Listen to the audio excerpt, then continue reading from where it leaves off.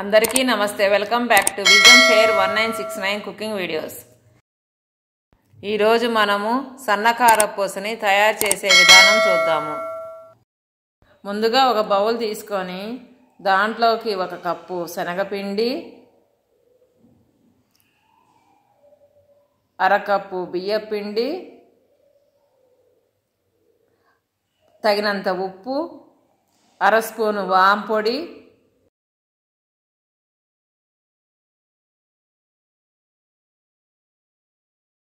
అర స్పూన్ కారం వేసుకొని బాగా కలుపుకోవాలి.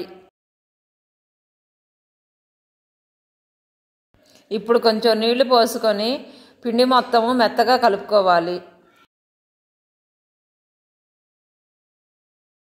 ఇప్పుడు 1 స్పూన్ ఆయిల్ వేసి పిండి మొత్తం పట్టేలాగా బాగా కలుపుకుంటే పిండి అంతా బాగా మెత్తగా ఉంటుంది.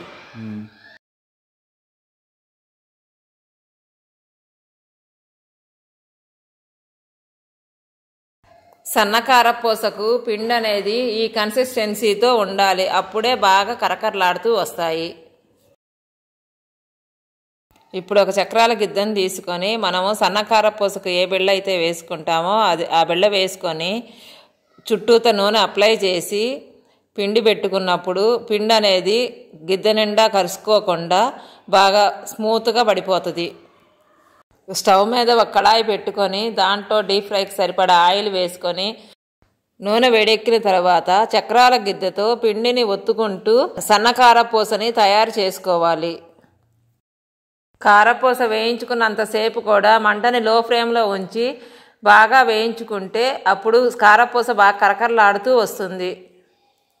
కారపూస వేగినంతసేపు కూడా బాగా కలుపుతూ ఉంటే మాడిపోకుండా కారపూస బాగా కరకరలాడుతూ వస్తుంది.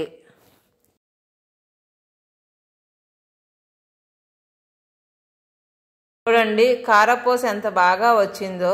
ఇప్పుడు నూనెలో గుంట తీసి ఒక ప్లేట్లోకి పెట్టుకోవాలి.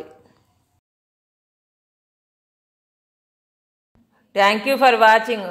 మీకు మా వీడియో నచ్చినట్టయితే please like, share, subscribe and click the bell icon.